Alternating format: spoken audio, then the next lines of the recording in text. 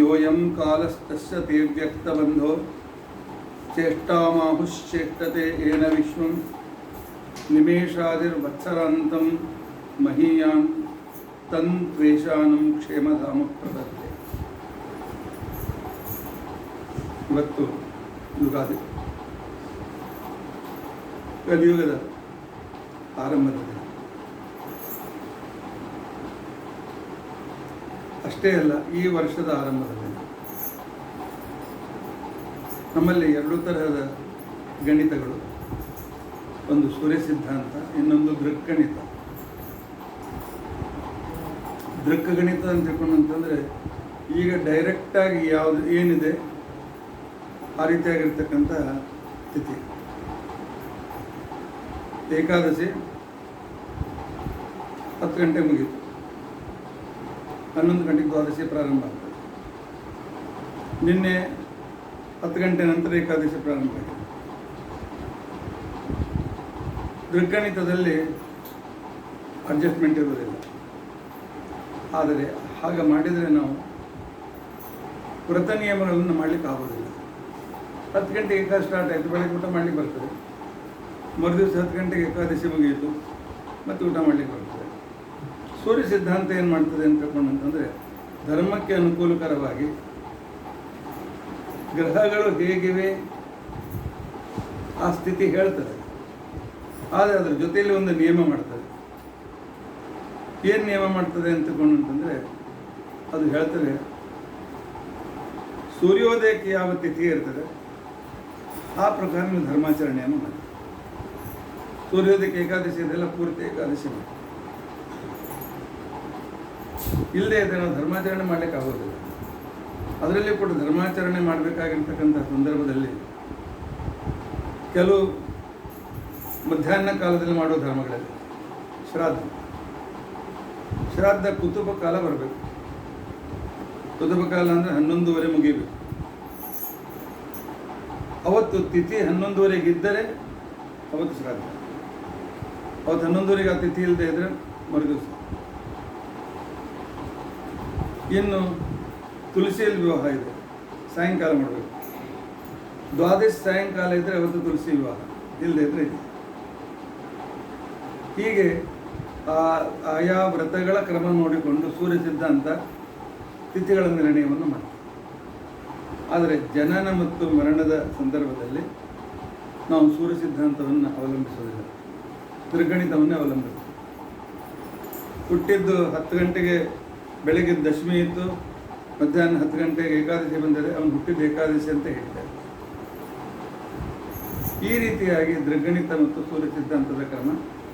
ಸೂರ್ಯ ಸಿದ್ಧಾಂತ, ಈ ಸಿದ್ಧಾಂತವನ್ನು ಸ್ವತಃ ಸೂರ್ಯ ಮಯಾಸುರನಿಗೆ ಉಪದೇಶ ಮಾಡಿರ್ತಕ್ಕಂಥ ಒಂದು ಕಾಲಗಣನೆ. ಯಾಕೆ ಅಂತಕೊಂಡಂತಂದರೆ, ಭಗವಂತ ನಮಗೆ 2 ರೂಪದಿಂದ ಎಲ್ಲ ಕಾಲಕ್ಕೂ ರಕ್ಷಣೆಯನ್ನು ಮಾಡ್ತಾ ಇದ್ದಾನೆ. ಒಂದು ಪುರುಷ ರೂಪದಿಂದ ನಮ್ಮ ಹೃದಯ ಮಂದಿರದಲ್ಲಿದ್ದುಕೊಂಡು ಒಳಗಿನ ಎಲ್ಲ ವ್ಯವಸ್ಥೆಯನ್ನು ನೋಡ್ಕೊಳ್ತಾನೆ. ಬರೀ ವ್ಯವಸ್ಥೆ ನೋಡ್ಕೊಳ್ಳೋದಷ್ಟೇ ಇಲ್ಲ, ನಮ್ಮ ಮೇಲೆ ಅಟ್ಮಾಸ್ಫಿಯರ್ ಸ್ಪೇಸ್ ಪ್ರೆಷರ್ ಎಷ್ಟಿದೆ ಅಂತ ತಿಳ್ಕೊಂಡಂತಂದರೆ, ಒಳಗಿನಿಂದ ಪರಮಾತ್ಮ ನಮ್ಮನ್ನು ಸಂರಕ್ಷಣೆ ಮಾಡದೇ ನಾವು ಚಪ್ಪಟ್ಟಾಗಿ ಹೋಗ್ಬೇಕು. ಪರಮಾತ್ಮ ಒಳಗಿನಿಂದ ಗಾಳಿ ತುಂಬಿ ಚಪ್ಪಟ್ಟಾಗದೆ ಅಂತ ನೋಡ್ಕೊಳ್ತಾನೆ. ಕಾಲ ನಮಗೆ ಪರಮಾತ್ಮ ಏನು ಮಾಡ್ತಾನೆ, ಒಳಗಿನಿಂದ ಭಗವಂತನ ಪೂರ್ತಿಗೆ ನಾವು ಆಕಾಶಕ್ಕೆ ಹಾರಬೇಕು. ಕಾಲ ನಮಗೆ ಪರಮಾತ್ಮ ಅದನ್ನು ಹಿಡಿತಾನೆ. ಹೇಗೆ ಸಮುದ್ರ ಮಂಥನ ಕಾಲದಲ್ಲಿ ಅವ್ರು ಇಷ್ಟು ವೇಗವಾಗಿ ಮಂಥನ ಮಾಡ್ತಾಯಿದ್ರಲ್ಲ, ಅದು ಹಾಗೆ ಬಿಟ್ಟದ ಮೇಲೆ ಹಾರಿ ಹೋಗ್ತದೆ. ಮೇಲೆ ಪರಮಾತ್ಮ ಒಂದು ರೂಪದಿಂದ ಹಿಡಿದ. ಆ ನಂತರ ಕೆಳಗೆ ಮುಳುಗಬಾರ್ದು ಅಂಥೇಳಿ ಕೂರ್ಮ ರೂಪದಿಂದ ಹಿಡಿದ. ಹೀಗೆ ಪರಮಾತ್ಮ ಪುರುಷ ರೂಪದಿಂದಲೂ ಕಾಲರೂಪದಿಂದಲೂ ನಮ್ಮನ್ನು ಸಂರಕ್ಷಣೆ ಮಾಡ್ತಾನೆ. ಆದ್ದರಿಂದಾಗಿ ಯೋಯಂ ಕಾಲಃ ತಸ್ಯತೆ ಅವ್ಯಕ್ತ ಬಂಧು.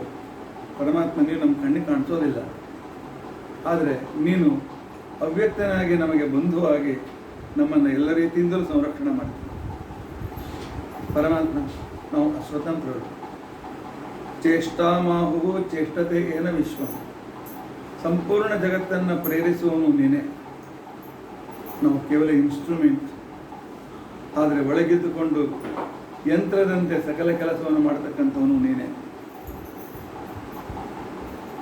ನಿನಗೆ ನಿಮೇಷ, fraction of second, minute, ಫಳ, ghatika ಇತ್ಯಾದಿ ರೂಪದಿಂದ ನೀನು ಸರ್ವತ್ರದಲ್ಲಿ ವ್ಯಾಪ್ತನಾಗಿರ್ತಕ್ಕಂಥ ವ್ಯಕ್ತಿ.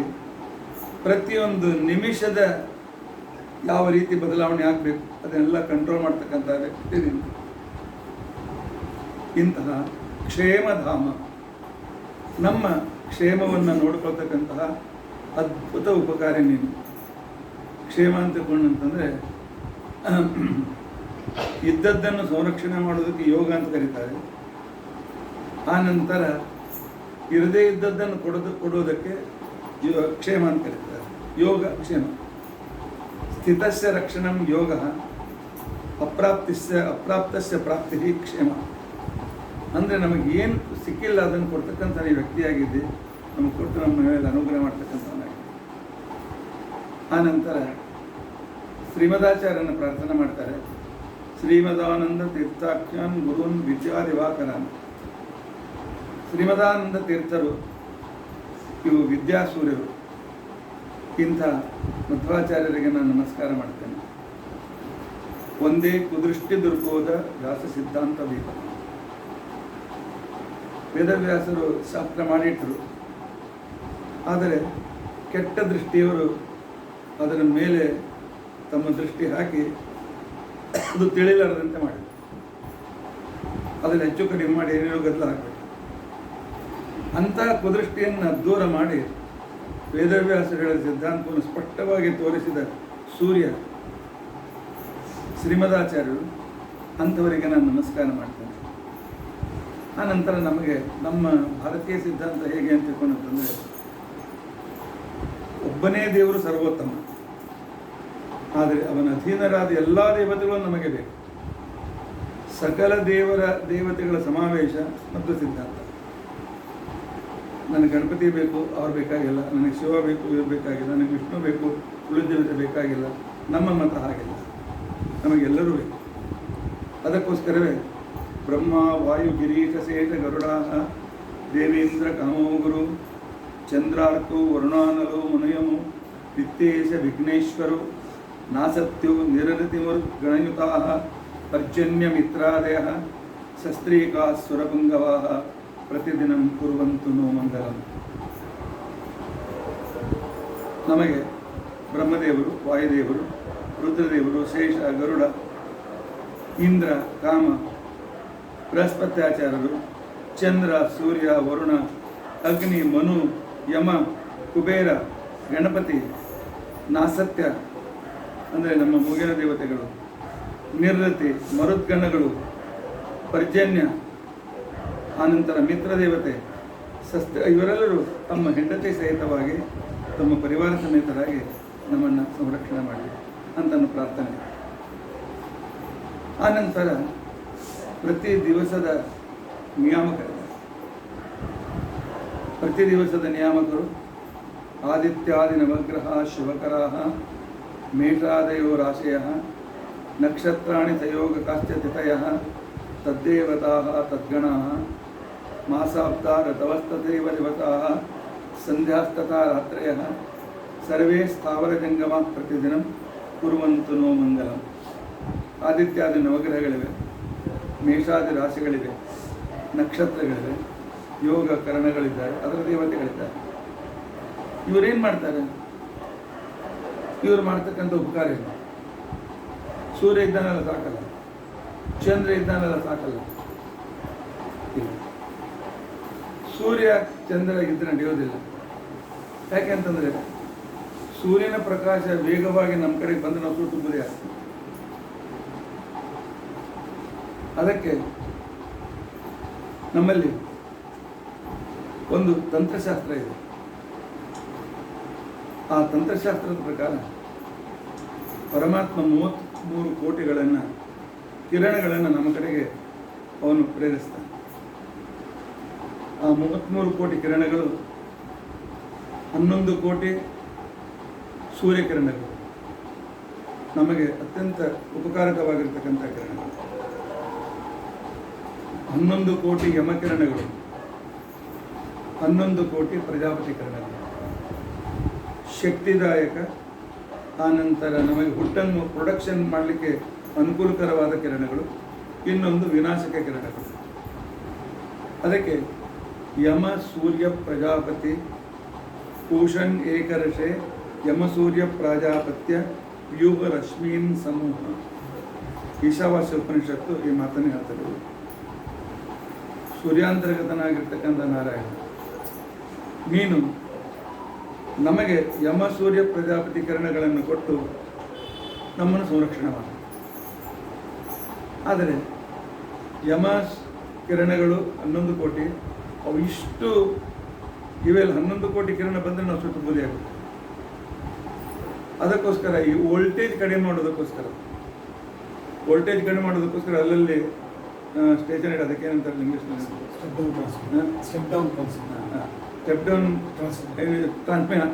ಅಂತ ಏನಿರ್ತದೆ, ಸ್ಟೆಪ್ ಡೌನ್ ಟ್ರಾನ್ಸ್ಮಿಟರ್ ಅಂತಂದರೆ ಈ ಗ್ರಹಗಳು ಮೊದಲು ಅದನ್ನು ಕಡಿಮೆ ಮಾಡ್ತಕ್ಕಂಥವರು ರಾಶಿಗಳು, ಆನಂತರ ಅದನ್ನು ಇನ್ನೂ ಕಡಿಮೆ ಮಾಡ್ತಕ್ಕಂಥವರು ಮೊದಲು 7 ಗ್ರಹಗಳು ಅದನ್ನು ಆಯಾ ಕಿರಣಗಳನ್ನು ಕಡಿಮೆ ಮಾಡ್ತವೆ, ಆನಂತರ 12 ರಾಶಿಗಳು ಕಡಿಮೆ ಮಾಡ್ತವೆ, ಆನಂತರ 27 ನಕ್ಷತ್ರಗಳು ಅದನ್ನು ಇನ್ನೂ ವೋಲ್ಟೇಜ್ ಕಡಿಮೆ ಮಾಡ್ತವೆ. ನಮಗೆ ಎಷ್ಟು ವೋಲ್ಟೇಜ್ ಅಂತಂದರೆ ಒಂದು ನಕ್ಷತ್ರದ ವೋಲ್ಟೇಜನ್ನು 4 ವೋಲ್ಟೇಜ್ ಮಾತ್ರ ನಾವು ಧಾರಣ ಮಾಡಲಿಕ್ಕೆ ಆಗ್ತದೆ, ಅದು 108. ಅದಕ್ಕೋಸ್ಕರ 108 ಜಪ ನಮ್ಮ ಶಾಸ್ತ್ರದಲ್ಲಿ ಹೇಳ್ತಾರೆ. ನಾವು 108 ಜಪ ಯಾಕೆ ಮಾಡಬೇಕು ಅಂತಂದರೆ ಆ ಕಿರಣಗಳು ನಮಗೆ ಲಾಭದಾಯಕವಾಗಿದೆ. ರೇಡಿಯೋ ಆಕ್ಟಿವಿಟೀಸ್ ಕಿರಣಗಳು ನಮ್ಮ ಮನೆ ಮೇಲೆ ಬಂದು, ಆದರೆ ನಮ್ಮಲ್ಲಿ ಅದನ್ನು ಸ್ವೀಕಾರ ಮಾಡ್ತಕ್ಕಂಥ ರೀತಿಯಲ್ಲಿ ಆಂಟೆನಾ ಇಲ್ಲ. ಅದು ನಮ್ಮನೆಗೆ ನಮ್ಮ ಟಿ ವಿಯಲ್ಲದು ಏನು ಕಾಣಿಸೋದಿಲ್ಲ, ಆಂಟೆನಾ ಬೇಕು. ಹಾಗೆ ಈ 108 ಜಪ ಇದೆ, ಆಂಟೆನಾ ಇದೆ. ಹೇಗೆ ಪ್ಲೇನ್ ಕೆಳಗೆ ಇಳಿಬೇಕಾಯ್ತು ಅಂತಂದರೆ ಕೆಳಗಿನಿಂದ ಎಲೆಕ್ಟ್ರಾನಿಕ್ ಸಿಗ್ನಲ್ ಬೇಕಾಗ್ತದೆ. ಈ ಸಿಗ್ನಲ್ಲು ಆ ಸಿಗ್ನಲ್ ಒಂದಾದಾಗ ಪ್ಲೇನ್ ಕೆಳಗೆ ಇಳಿತದೆ. ಅದೇ ರೀತಿಯಾಗಿ 108 ಜಪ ನಾವು ಮಾಡಿದಾಗ ಅದಕ್ಕೆ 3 ಸಲ ಮಾಡು ಅಂತ ಹೇಳಿದ್ರು. ಒಂದೇ ಸಲಕ್ಕೆ 3 ಸಲ ಮಾಡು ಅಂತ ಹೇಳಿದ್ರು, 3 ಸಲ ಮಾಡು ಅಂತ ಹೇಳಿದ್ರು. ಯಾಕೆ? ಬೆಳಿಗ್ಗೆ ನಮಗೆ ಸೂರ್ಯಕಿರಣಗಳು ಸಿಗ್ತವೆ, ಆನಂತರ ಮಧ್ಯಾಹ್ನದಲ್ಲಿ ನಮಗೆ ಯಮಕಿರಣಗಳು ಸಿಗ್ತದೆ, ಪ್ರಜಾಪತಿ ಕಿರಣಗಳು ಸಿಗ್ತವೆ, ರಾತ್ರಿ ಯಮಕಿರಣಗಳು ಸಿಗ್ತವೆ. ಆದ್ದರಿಂದಾಗಿ ನಮಗೆ ಎನರ್ಜಿಯನ್ನು ಕೂಡ ಬೇಕು, ಆನಂತರ ನಮಗೆ ಸಂರಕ್ಷಣೆಯೂ ಕೂಡ, ನಮ್ಮಲ್ಲಿ ಪ್ರೊಡಕ್ಟಿವಿಟಿನೂ ಬೇಕು, ಆನಂತರ ವಿಶ್ರಾಂತಿಯೂ ಬೇಕು. ಅದಕ್ಕೋಸ್ಕರ ಈ ಕಿರಣಗಳನ್ನು ಮಾಡ್ತಕ್ಕಂಥ ಆಯಾ ಗ್ರಹಗಳು, ಆಯಾ ದೇವತೆಗಳು, ಆದ್ದರಿಂದ ಅವರ ಅನುಗ್ರಹ ನಮಗೆ ಬೇಕು. ದೇವರಿದ್ದಾನಲ್ಲ, ನಾವು ಹೇಳುವಾಗ ಹೇಳ್ಬಿಡ್ತೇವೆ, ಕಿಂ ಕುರ್ವಂತಿ ಗ್ರಹ ಸರ್ವೇ ಪ್ರಸನ್ನೇ ಶ್ರೇಣಿಕೇತನೆ, ಕಿಂ ಕುರ್ವಂತಿ ಗ್ರಹ ಸರ್ವೇ ಅಪ್ರಸನ್ನೇ ಶ್ರೇಣಿಕೇತನೆ. ದೇವರು ಒಲಿತ ಮೇಲೆ ಗ್ರಹಗಳು ಏನು ಮಾಡ್ತಾರೆ? ಎಷ್ಟು ಕೆಟ್ಟ ಗ್ರಹ ಇದ್ರೂ ಒಳ್ಳೆಯದಾಗಿ ಆಗ್ತದೆ. ದೇವರು ಮುನಿದರೆ ಎಷ್ಟು ಒಳ್ಳೆಯ ಇದ್ರೂ ಕೂಡ ಹಾಗೆ ಆಗ್ತದೆ. ಇದು ನಿಯಮ, ಎಲ್ಲರಿಗೂ ಒಪ್ಪಿತವಾದ ನಿಯಮ. ಆದರೆ ದೇವರು ಹೇಳ್ತಾನೆ, ಅವರು ನನ್ನ ಪರಿವಾರದವರು. ಆದ್ದರಿಂದಾಗಿ ಗ್ರಹಗಳ ಉಪಾಸನೆ ಅತ್ಯಂತ ಅವಶ್ಯಕ. ಹೇಗೆ ದೇವತೆಗಳ ಉಪಾಸನೆ ಅವಶ್ಯಕವೋ ಅದೇ ರೀತಿಯ ಗ್ರಹಗಳ ಉಪಾಸನೆ ಅವಶ್ಯಕತೆ. ಅದಕ್ಕೋಸ್ಕರ ನನಗೆ ಈ ವರ್ಷ ಯಾವ ಗ್ರಹ ಅನುಕೂಲ ಇದೆ, ಯಾವ ಗ್ರಹ ಅನಾನುಕೂಲ ಇದೆ, ಯಾವ ಗ್ರಹದ ಜಪ ನಾನು ಮಾಡಬೇಕು, ಯಾವ ಗ್ರಹದ ಶಾಂತಿ ನಾನು ಮಾಡ್ಕೊಳ್ಬೇಕು, ಯಾವ ಗ್ರಹದ ಅನುಕೂಲತೆ ಮಾಡ್ಕೊಳ್ಬೇಕು, ಇದನ್ನು ಹಿಂದಿನ ಕಾಲದಲ್ಲಿ ನಿಯಮ ಇತ್ತು. ಏನು ಅಂತಂದರೆ ಸುಮಾರು ಒಂದು 20-30 ಮನೆಗೆ ಒಬ್ಬರು ಪುರೋಹಿತರು ಅಂತ ಇರ್ತಾರೆ. ಅವರು ದಿನಾಲು ಬೆಳಗ್ಗೆ ಪ್ರತಿಯೊಂದು ಮನೆಗೆ ಹೋಗಿ ಇವತ್ತಿನ ಪಂಚಾಂಗ ಏನು, ಇವತ್ತು ನಿಮ್ಮ ಮನೆಯಲ್ಲಿ ಯಾರಿಗೆ ಯಾವ ಗ್ರಹ ಅನುಕೂಲ ಇದೆ ಅನಾನುಕೂಲ ಇದೆ ಅದ್ರ ಉಪಾಸನೆ ಮಾಡಿ ಅಂತ ಹೇಳ್ತಾರೆ. ಅಂಥವರಿಗೆ ಮನೆ ಪುರೋಹಿತರು ಅಂತ ಹೇಳಿ ಹಿಂದಿನ ಕಾಲಕ್ಕೆ ಹೆಸರಿದೆ. ಅಗ್ರಹಾರಗಳಿರ್ತಾಯಿದ್ರು, 60 ಮನೆ, 70 ಮನೆ, 80 ಮನೆ ಗುಂಪುಗಳು. ಅದಕ್ಕೆ ಒಬ್ಬರು ಇಬ್ಬರು ಪುರೋಹಿತರು ಇರ್ತಾಯಿದ್ರು. ಈಗ ಆ ರೀತಿಯಾಗಿರ್ತಕ್ಕಂಥ ನಾವು ಎಲ್ಲ ಸ್ಕ್ಯಾಟರ್ಡ್ ಆಗೋದ್ರಿಂದಾಗಿ ಆ ನಿಯಮ ಹೊರಟೋಗ್ಬಿಟ್ಟಿದೆ. ಪಂಚಾಂಗ ಮನೆಯವರೆಗೂ ಬರ್ತಾರೆ, ಅದನ್ನು ತಿಳ್ಕೊಂಡು ನಾವು ಅದರ ನಾಲೆಜನ್ನು ಪಡಿಬೇಕಾಗ್ತದೆ. ಅದಕ್ಕೋಸ್ಕರ ಆದಿತ್ಯಾದಿ ನವಗ್ರಹಗಳು, ಆನಂತರ ಶುಭಕರಗಳಾಗಿರ್ತಕ್ಕಂಥ ಮೇಘಾದಿ ರಾಶಿಗಳು, ನಕ್ಷತ್ರಗಳು, ಯೋಗಗಳು, ಕರಣಗಳು, ಸಂಧಿಕಾಲಗಳು, ಆನಂತರ ಜಗತ್ತಿನಲ್ಲಿರುವ ಸ್ಥಾವರ ಜಂಗಮಗಳು ನಮ್ಮನ್ನು ಸಂರಕ್ಷಣೆ ಮಾಡಿ ಅಂತಕ್ಕಂಥ ಪ್ರಾರ್ಥನೆಯಲ್ಲಿ ಮಾಡಿದ್ದಾರೆ. ಆನಂತರ ನಮಗೆ ಈ ಸಿದ್ಧಾಂತವನ್ನು ಕಲಿಸಿಕೊಟ್ಟವರು ಶ್ರೀಮದಾಚಾರ್ಯ ಆಗಿದ್ದರೂ ಕೂಡ ಅವರ ಮಾತನ್ನು ನಮಗೆ ಅರ್ಥ ಮಾಡಿಕೊಡುವಂತೆ ಮಾಡಿಕೊಟ್ಟವರು ಟೀಕಾಕೃತ್ಪಾದರು. ಅವರನ್ನು ದಿನ ನೆನಪಲಿಕ್ಕೆ ಬೇಕು. ಶ್ರೀಮದಾನಂದ ತೀರ್ಥಾರ್ಯ ಶಾಸ್ತ್ರ ದುಗ್ಧಾಬ್ಧಿ ಮಂಥನ. ಶ್ರೀಮದಾನಂದ ಸರ್ವಮೂಲ ಆಚಾರ್ಯರ ಸರ್ವಮೂಲ ಅಂತ ತಿಳ್ಕೊಂಡಂತಂದರೆ ಅದೊಂದು ಮಂದರ ಪರ್ವತ, ಕ್ಷೀರ ಸಮುದ್ರ. ಆ ಕ್ಷೀರ ಸಮುದ್ರದಲ್ಲಿ ಮಂದರ ಪರ್ವತದಂತೆ ಅದನ್ನು ಮಥನ ಮಾಡಿ ನ್ಯಾಯಸುಧಾ ಅಂತಕ್ಕಂಥ ಅಮೃತವನ್ನು ನಮಗೆ ಕೊಟ್ಟಿರ್ತಕ್ಕಂಥ ಟೀಕಾಕೃತ್ಪಾದರಿಗೆ ನಾನು ನಮಸ್ಕಾರ ಮಾಡ್ತೇನೆ ಅಂಥೇಳಿ ಪ್ರಾರ್ಥನೆ ಮಾಡ್ತಾ ಇದ್ದೇನೆ. ಆನಂತರ ಶ್ರೀ ಸತ್ಯಾತ್ಮ ಸಮಾರಂಭ ಟೀಕಾಕೃತ್ಪಾದ ಮಧ್ಯಮ ಶ್ರೀಮದಾಚಾರ್ಯ ಪರ್ಯಂತ ಒಂದೇ ಗುರು ಪರಂಪರೆ.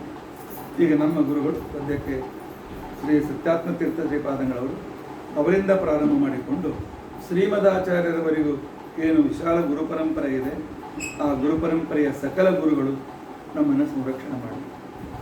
ಯಾಕೆ ಅಂತಕೊಂಡಂತಂದರೆ ನಮ್ಮ ಜೀವನದಲ್ಲಿ ಏರಿಳಿತ ಸಾಕಷ್ಟು ಇರ್ತದೆ.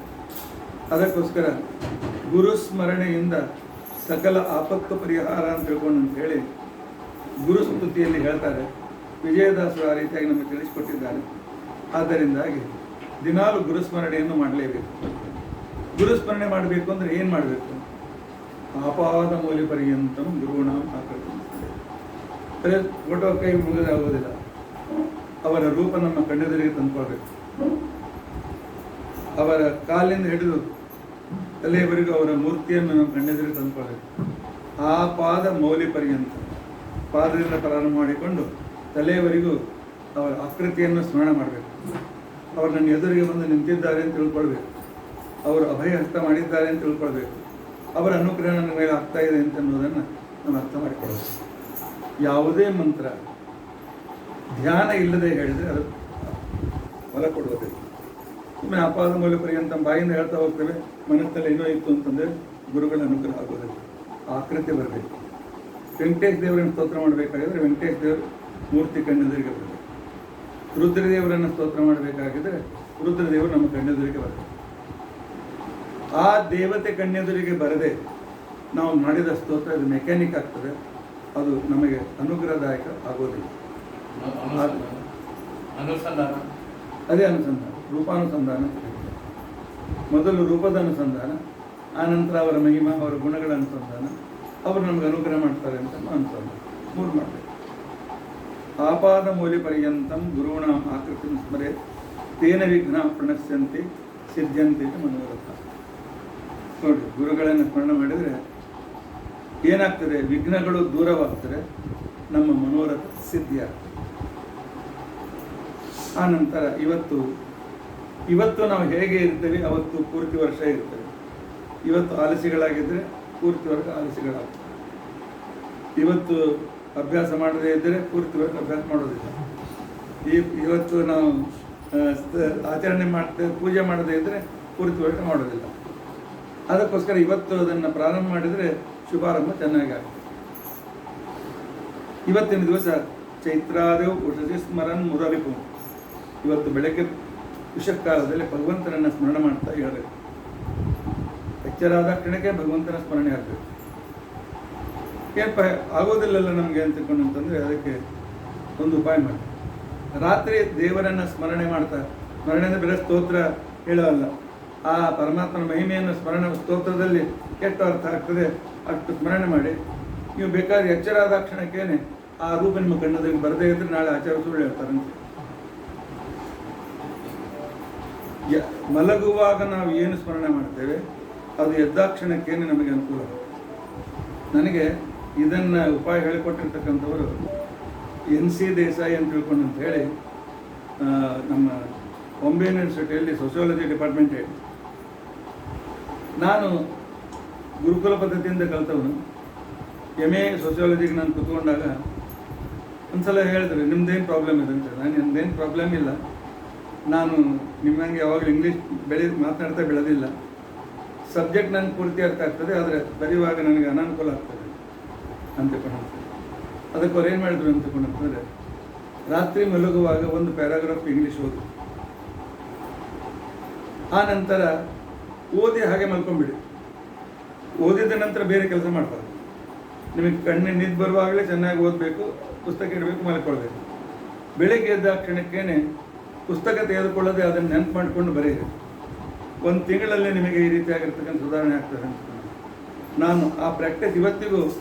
ನಾಳೆ ಏನಾದರೂ ಪ್ರವಚನ ಹೇಳೋದಿತ್ತು ಅಂತಂದರೆ ಹಿಂದಿನ ದಿವಸ ವಿಚಾರ ಮಾಡಿದರೆ ರಾತ್ರಿಯೆಲ್ಲ ನನ್ನ ಮನಸ್ಸು ಅದನ್ನು ರಿಪೀಟ್ ಮಾಡ್ತದೆ. ಅದಕ್ಕೆ ಇದು ಸೈಕಾಲಜಿಕಲ್ ಉಪಾಯ, ಇದು ನೆನಪು ತಪ್ಪದೆ ಮಾಡಬೇಕು.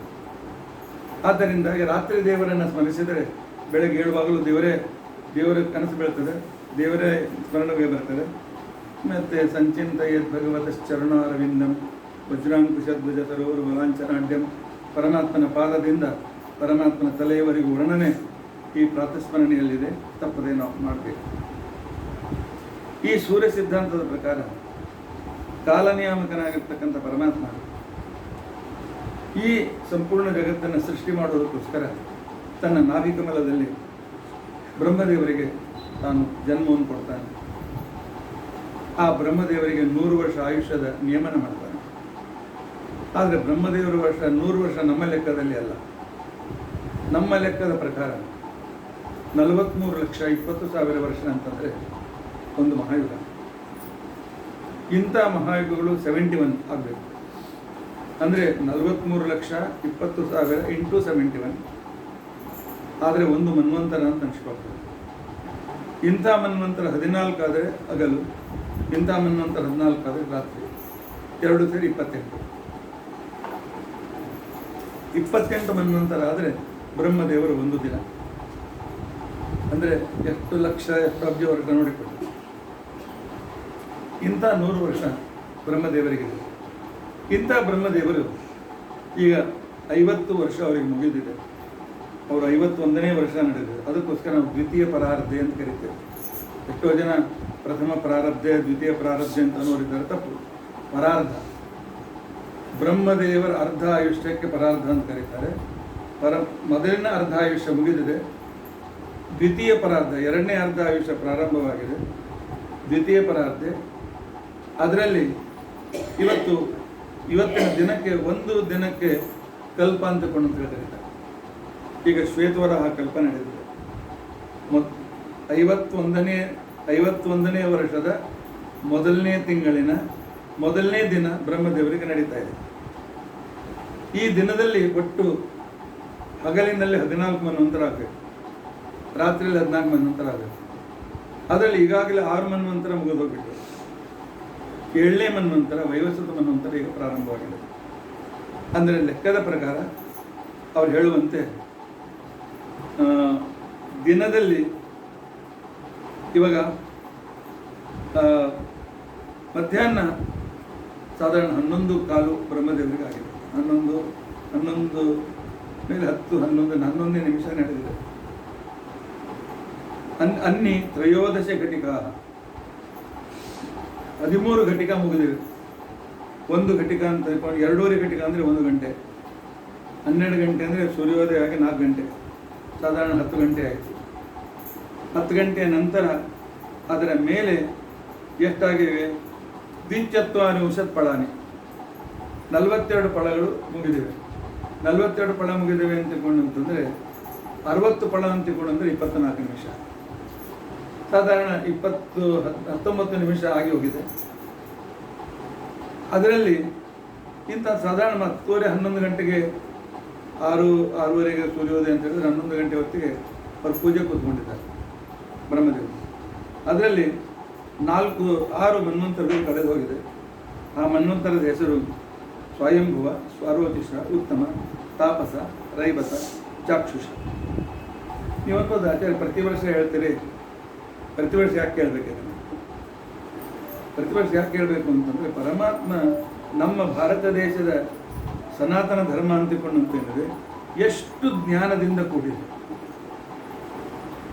ಈಗ ಜನವರಿ ಫೆಬ್ರವರಿ ವರ್ಷ ಇತ್ಯಾದಿಗಳೆಲ್ಲ ಕೆಲವು ಕೆಲವು 100 ವರ್ಷ 1000 ವರ್ಷ ಹಿಂದೆ ಆಗಿರ್ಬೋದು.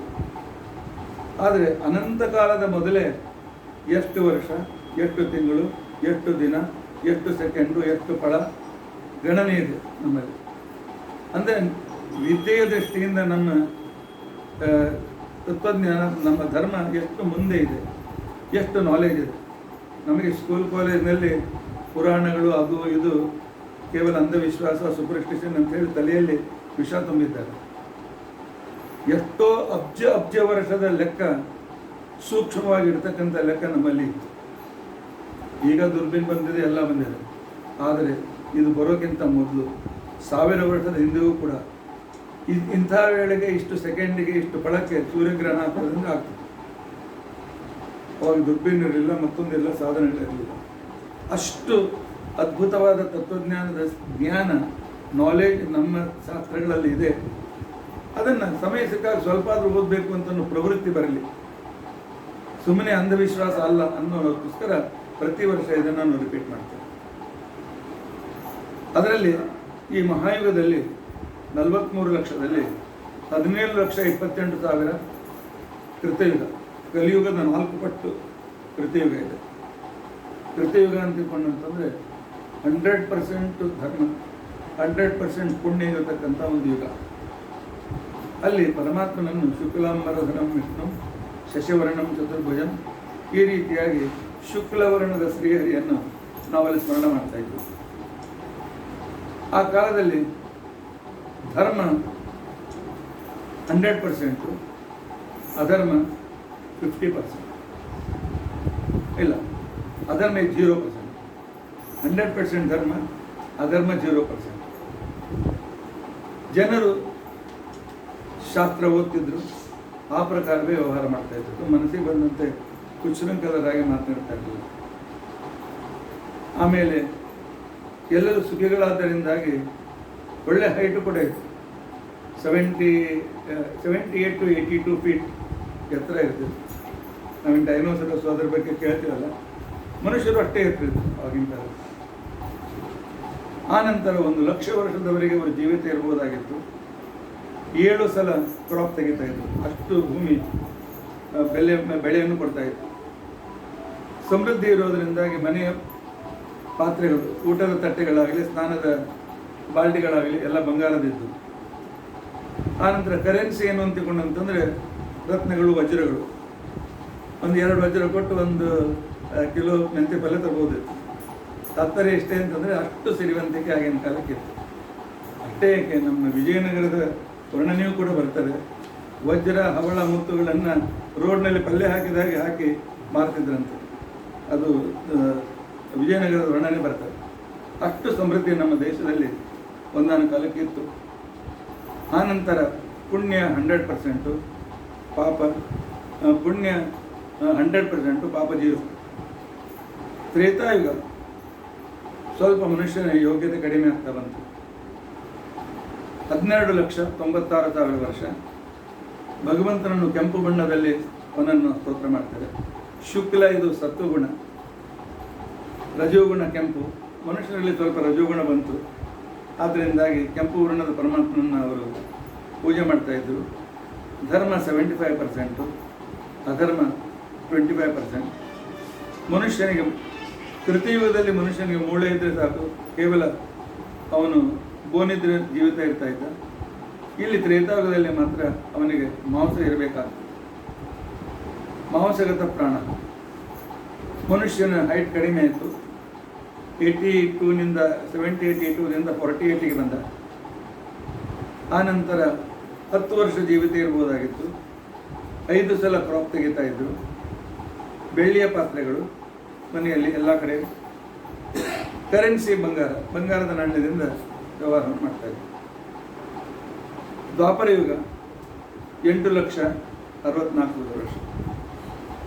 ಇಲ್ಲಿ ಇದನ್ನು ಹೇಳುವ ಉದ್ದೇಶ ಇಷ್ಟೇ, ಧರ್ಮ ಹೆಚ್ಚಿದ್ದಷ್ಟು ಸುಖ ಜಾಸ್ತಿ, ಧರ್ಮ ಕಡಿಮೆ ಇದ್ದಷ್ಟು ದುಃಖಗಳು ಜಾಸ್ತಿ. ಅದನ್ನು ಹೇಳುವುದಕ್ಕೋಸ್ಕರ ಈ ವರ್ಣನೆಯನ್ನು ಮಾಡ್ತಾ ಇದ್ದಾರೆ. ಇಲ್ಲಿ ಪರಮಾತ್ಮನನ್ನು ಹಳದಿ ಬಣ್ಣದಿಂದ ಸ್ತೋತ್ರ ಮಾಡ್ತಾ ಇದ್ರು, ಪೂಜೆ ಮಾಡ್ತಾ ಇದ್ರು. ಹಳದಿ ಬಣ್ಣ ರಜೋಗುಣ ಮತ್ತು ತಮೋಗುಣದ ಮಿಶ್ರಣ.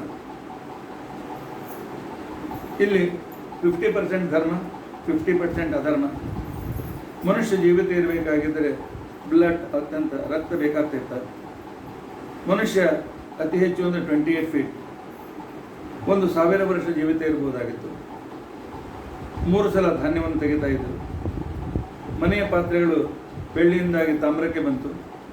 ಬೆಳ್ಳಿ ಕರೆನ್ಸಿ ರೀತಿಯಿಂದ ವ್ಯವಹಾರ ಮಾಡಲಿಕ್ಕೆ ಪ್ರಾರಂಭ ಆಯಿತು. ಯಾಕೆ ನಾವು 100-270-80 ವರ್ಷದಿಂದ ಬೆಳ್ಳಿ ರೂಪಾಯಿಗಳನ್ನೇ ವ್ಯವಹಾರ ಮಾಡ್ತಾ ಇದ್ದೇವೆ. ಪುಣ್ಯ 50, ಪಾಪ 50. ಕಲಿಯುಗ 4,37,000ವರೆಗೂ ಇರ್ತದೆ. ಇಲ್ಲಿ ನಾವು ಕಪ್ಪು ಬಣ್ಣದ ಶ್ರೀಕೃಷ್ಣನನ್ನು ಪೂಜೆ ಮಾಡ್ತೇವೆ. ಶಾಲಿಗ್ರಾಮ ಶಿಲೆಯ ಪರಮಾತ್ಮನ ಪೂಜೆ ನಮಗೆ ಮುಖ್ಯ. ಅದಕ್ಕೆ ಪ್ರತಿಮೆ ಯಾವಾಗಲೂ ಶಾಲಿಗ್ರಾಮ ಶಿಲೆಯ ಪ್ರತಿಮೆ ಇರಬೇಕು ಕಲಿಯುಗದಲ್ಲಿ. ಈ ಹಾಲುಗಲ್ಲಿನಲ್ಲಿ ಅಥವಾ ಸಂಗಮರಿಯಲ್ಲಿ ಏನು ಪ್ರತಿಮೆ ಮಾಡ್ತಾರೆ ಅದು ಅಷ್ಟು ಪ್ರಶಸ್ತವಾಗಿರ್ತಕ್ಕಂಥದ್ದು. ಕಪ್ಪು ಕಲ್ಲಿನಲ್ಲಿ ಮಾಡಿದ ಪ್ರತಿಮೆ ಕಲಿಯುಗದಲ್ಲಿ ಶ್ರೇಷ್ಠ. ಅಂದರೆ ಶಾಲಿಗ್ರಾಮ ಶಿಲೆಯಿಂದ ಮಾಡಿದ ಪ್ರತಿಮೆ ಶ್ರೇಷ್ಠ. ಧರ್ಮ 25%, ಅಧರ್ಮ 75%. ಮನುಷ್ಯ ಜೀವಿತ ಇರಬೇಕಾಗಿದ್ರೆ ಅನ್ನ ಬೇಕೇ ಬೇಕು. ಮನುಷ್ಯ ಅತಿ ಹೆಚ್ಚು ಅಂತ ತಿಳ್ಕೊಂಡಂತಂದರೆ 8ರಿಂದ 11 ಫೀಟ್ ಮ್ಯಾಕ್ಸಿಮಮ್ ಇರ್ಬೋದು. ಆದರೆ ಅದಕ್ಕಿಂತ ಕಡಿಮೆ ಇರುವವರೇ ಹೆಚ್ಚು ಜನ. ಜನರಿಗೆ 120 ವರ್ಷ ಮ್ಯಾಕ್ಸಿಮಮ್ ಜೀವಿತ ಇರ್ಬೋದು. ಜನರಿಗೆ ಶಾಸ್ತ್ರ ಓದೋದಿಲ್ಲ. ಹೀಗಾಗಿ ಶಾಸ್ತ್ರ ರಹಿತವಾದ ಮಾತನ್ನೇ, ತಮ್ಮ ಮನಸ್ಸಿಗೆ ಬಂದ ಸ್ಟೇಟ್ಮೆಂಟನ್ನೇ, ಅದನ್ನೇ ಸತ್ಯ, ಅದೇ ಸರಿ ಅಂತ ತಿಳ್ಕೊಂಡು ಅಂತೇಳಿ ಮಾತನಾಡ್ತಾರೆ. ವ್ಯಾಪಾರ 2 ಸಲ ಕ್ರಾಪ್ ಬರ್ತಾರೆ. ಪಾತ್ರೆಗಳು ಮಣ್ಣಿನ ಪಾತ್ರೆಗಳು, ಅಂದರೆ ಬೈ ಪ್ರಾಡಕ್ಟ್ ಪಾತ್ರೆಗಳು, ಪ್ಲಾಸ್ಟಿಕ್ಕು, ಕಾಜು, ಆನಂತರ ಚೀನಿ ಮಣ್ಣು ಇದು ಮಾಡ್ತಾರೆ, ಗ್ಲಾಸು, ಕಪ್ಪು ಬಸಿ ಮಾಡ್ತಾರೆ ಇತ್ಯಾದಿಗಳೆಲ್ಲ. ಈ ರೀತಿಯಾದ ಪಾತ್ರೆಗಳೇ ಮನೆಯಲ್ಲಿ ಜಾಸ್ತಿ. ತಾಮ್ರ ಇತ್ಯಾದಿ ತಿಕ್ಕಲಿಕ್ಕೂ ಆಗೋದಿಲ್ಲ, ಸ್ವಚ್ಛ ಮಾಡಲಿಕ್ಕೂ ಆಗೋದಿಲ್ಲ. ಬೇಡ ಬದಿಗೆ ಅದನ್ನು ಗುಡಿ ಕೊಟ್ಬಿಡೋಣ, ನಾವು ಸ್ಟೀಲ್ ಮಾಡಿ ಇಟ್ಬಿಡೋಣ ಅಂತ ಅಂತೇಳಿ. ಆದರೆ ನೀವು ತಾಮ್ರ ಹಿತ್ತಾಳೆ ಕೊಡುವಾಗ ಈಗಿನ ಕಾಲದ ಬಂಗಾರ ಅದನ್ನು ಕೊಡ್ತಾ ಇದ್ದೀರಿ ಅಂತ ಅರ್ಥ. ಅಂಗಡಿಗೆ ಹಾಕೋದು ಕೂಡ ತಪ್ಪು, ಮನೇಲಿ ಇಟ್ಕೊಳ್ಬೇಕು. ಈಗ ಕಲಿಯುಗದಲ್ಲಿ 5,126 ವರ್ಷಗಳು ಕಳೆದಿವೆ. ಇನ್ನೂ 4,26,000 ವರ್ಷ, 26,874 ವರ್ಷ ಕಲಿಯುಗ ಬರಲಿಕ್ಕಿದೆ. 6 ಜನ ಶಕಕರ್ತಾರರು, ಅಂದರೆ ಯುಗ ನಿರ್ಮಾತೃಗಳು ತಯಾರಕ, ಅವರ ಹೆಸರಿನಿಂದ ವರ್ಷಗಳು ಕರೆಯಲ್ಪಡ್ತವೆ. ಯುಧಿಷ್ಠಿರ ಶಕ, ವಿಕ್ರಮ ಶಕ, ಶಾಲಿವಾಹನ ಶಕ, ಆನಂತರ ಮುಂದೆ ವಿಜಯಾಭಿನಂದನ ಶಕ, ನಾಗಾರ್ಜುನ ಶಕ, ಕಲ್ಕಿ ಶಕ ಬರಲಿಕ್ಕಿವೆ. ಇಂಥ ಸಂದರ್ಭದಲ್ಲಿ ಇವತ್ತು ಈ ವರ್ಷದ ಸಂಪೂರ್ಣ ಅಟ್ಮಾಸ್ಫಿಯರನ್ನು, ಬೆಳೆ ಮಳೆ ಇತ್ಯಾದಿಗಳನ್ನು ಕಂಟ್ರೋಲ್ ಮಾಡಲಿಕ್ಕೆ ಭಗವಂತ ಕೆಲವು ಪೋರ್ಟ್ಫೋಲಿಯೋ ತಯಾರು ಮಾಡಿದ್ದಾನೆ. ಯಾವ ವಾರದಲ್ಲಿ ವರ್ಷ ಪ್ರಾರಂಭವಾಗ್ತದೆ ಆ ವಾರದ ಅಧಿಪತಿ ಆ ವರ್ಷಕ್ಕೆ ರಾಜ. ಇದು ಈ ಪೋರ್ಟ್ಫೋಲಿಯೋ ಇದು ಚೇಂಜ್ ಆಗೋದಿಲ್ಲ. ಇವತ್ತು ರವಿವಾರ, ಆದ್ದರಿಂದ ಈ ವರ್ಷದ ಪ್ರಕೃತಿಯ ರಾಜ ಸೂರ್ಯ. ಸೂರ್ಯ ಸ್ವಲ್ಪ ಕಠೋರ, ಅಂದರೆ ಉಗ್ರ. ಸೂರ್ಯ ಯಾವಾಗಲೂ ಉಗ್ರ. ಬೆಳಗ್ಗೆ ಸಾಯಂಕಾಲ ಸ್ವಲ್ಪ ಕಮ್ಮಿ ಆಗ್ತಾನೆ. ಸರ್ವಸಾಮಾನ್ಯವಾಗಿ ಸೂರ್ಯ ಉಗ್ರ ಆದ್ದರಿಂದಾಗಿ ಅವನು ರಾಜನಾದಾಗ ಧಾನ್ಯ ಈ ಸಲ ಕ್ರಾಪ್ ಕಡಿಮೆ ಬರ್ತದೆ. ಹೂಗಳು, ಹಣ್ಣುಗಳು, ಕಾಯಿಪಲ್ಯಗಳು ಇವುಗಳ ಬೆಲೆ ಹೆಚ್ಚಾಗ್ತದೆ. ಅಂದರೆ ಕಡಿಮೆ ಬರ್ತದೆ, ಅದರಿಂದಾಗಿ ಬೆಲೆ ಹೆಚ್ಚಾಗ್ತದೆ. ಕಳ್ಳರ ಬೆಲೆ ಹೆಚ್ಚಾಗಲಿಕ್ಕೆ ಸಾಧ್ಯತೆ ಇದೆ. ಆದರೆ ಕುಡಿಯುವಷ್ಟು ಅನುಕೂಲವಷ್ಟು ನೀರು ಸಿಕ್ಕೇ ಸಿಗ್ತದೆ. ಆದರೆ ರಾಜರಲ್ಲಿ ಪರಸ್ಪರ ಜಗಳ ಹೆಚ್ಚಾಗ್ತದೆ. ರೋಗಗಳ ವಿಸ್ತಾರವು ಕೂಡ ಈ ವರ್ಷದಲ್ಲಿ ಹೆಚ್ಚಾಗುವ ಸಂದರ್ಭ ಇದೆ. ಆದ್ದರಿಂದಾಗಿ ನಾವು ಪ್ಲ್ಯಾನ್ ಮಾಡಬೇಕು, ಆರೋಗ್ಯದ ಕಡೆಗೆ ಈ ವರ್ಷ ನಾವು ಲಕ್ಷ್ಯ ಕೊಡಬೇಕು.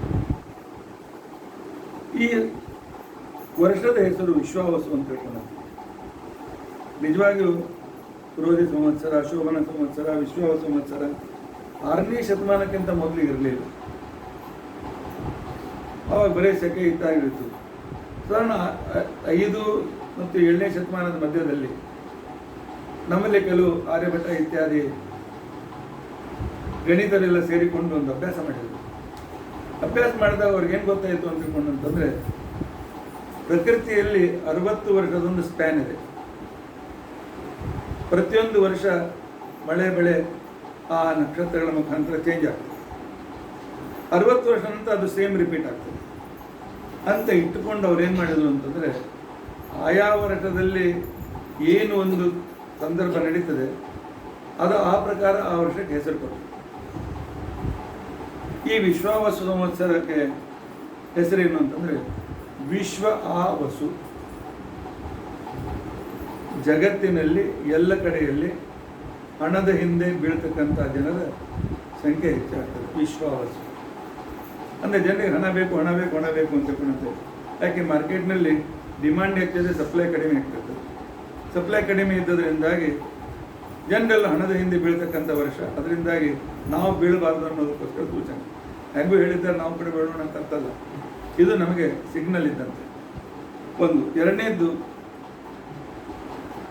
ಜ್ಞಾನಿಗಳಿಗೆ ಮಾರ್ಗದರ್ಶನ ಏನು ಅಂತಂದರೆ, ವಿಶ್ವನಾಮಕ ಪರಮಾತ್ಮ ಆ ಎಲ್ಲ ಕಡೆಗೆದ್ದು ನಮಗೆ ವಸು ದೈವಿ ಸಂಪತ್ತಿಯನ್ನು ಕೊಡ್ತಾ ಇದ್ದಾನೆ. ಭಗವಂತ ಕೊಡುವ ಕರ್ತೃ ಇರಲು ಬಿಡು ಬಿಡು ಚಿಂತೆಯನ್ನು ಅಂತನ್ನುವ ಸಂದೇಶವನ್ನು ಕೂಡ ಈ ವರ್ಷ ನಮಗೆ ವಿಶ್ವಾವಸು ಅಂತನ್ನುವ ವರ್ಷ ನಮಗೆ ಸಂದೇಶ ಕೊಡ್ತಾ ಇದೆ. ಈ ಸಲ ರವಿ ತನ್ನ ಕಡೆಯಲ್ಲಿ 7 ಪೋರ್ಟ್ಫೋಲಿಯೋ ತಾನೇ ಇಟ್ಕೊಂಡಿದ್ದಾನೆ. ಮಂತ್ರಿನೂ ಅವನೇ ಆಗಿದ್ದಾನೆ. ಮಂತ್ರಿ ಅವನೇ ಆದ್ದರಿಂದ ಆಗಲೇ ಹೇಳದಂತೆ ಧಾನ್ಯ, ಹಣ್ಣು ಇತ್ಯಾದಿ ಏನು ಮನುಷ್ಯನ ಆಹಾರಗಳು ಅಂತೇನಿವೆ, ಆನಂತರ ಆ ಹುಲ್ಲಿನಿಂದ ಬರ್ತಕ್ಕಂಥ ಹಾಲು, ಮೊಸರು ಇತ್ಯಾದಿಗಳು ಎಲ್ಲದರ ಬೆಲೆ ಹೆಚ್ಚಾಗ್ತದೆ. ಜಗತ್ತಿನಲ್ಲಿ ಬೆಲೆ ಹೆಚ್ಚಾದಾಗ ರಾಜರಲ್ಲಿ ಪರಸ್ಪರ ಜಗಳ ಪ್ರಾರಂಭವಾಗ್ತದೆ. ಜನರು ರೋಗದಿಂದ ಪೀಡಿತರಾಗ್ತಾರೆ. ಕಳ್ಳತನದ ಭಯವೂ ಕೂಡ ಇದೆ. ಆದ್ದರಿಂದಾಗಿ ಹೊರಗೆ ಹೋಗುವಾಗ ಮನೆ ಕಿವಿ ಚೆನ್ನಾಗಿ ಹಾಕಿಕೊಳ್ಳಿ, ಇಲ್ಲ ಪರ್ಸ್ನಲ್ಲಿ ಹೆಚ್ಚಿಗೆ ಹಣ ಇಟ್ಕೊಳ್ಬೇಡಿ. ಈ ರೀತಿಯಾಗಿ, ಯಾಕಂದರೆ ಈ ವರ್ಷ ಕಳ್ಳರ ಭಯ ಜಾಸ್ತಿ ಇದೆ. ರವಿ ಸೇನಾಧಿಪತಿಯು ಕೂಡ ರವಿ. ಆದ್ದರಿಂದಾಗಿ ಆದರೆ ರವಿ ಕಂಟ್ರೋಲ್ ಕೂಡ ಮಾಡ್ತಾನೆ. ಎಲ್ಲರೂ ನಾ ಜಗಳಾಡ್ತೇನೆ, ನೀ ಜಗಳಾಡ್ತೇನೆ, ನಾನು ನಿನ್ನ ಮೇಲೆ ಬಾಂಬ್ ಹಾಕ್ತೇನೆ, ನಾನು ಯುದ್ಧ ಮಾಡ್ತೇನೆ, ಬರೀ ಮಾತನಾಡ್ತಾರೆ. ಆದರೆ ಯುದ್ಧ ಆಗೋದಿಲ್ಲ. ಇನ್ನು 3 ವರ್ಷಂತೂ ವರ್ಲ್ಡ್ ವಾರ್ ಆಗೋದಿಲ್ಲ. ಈ ವರ್ಷಂತೂ ಆಗೋದಿಲ್ಲ ನಿಶ್ಚಿತ.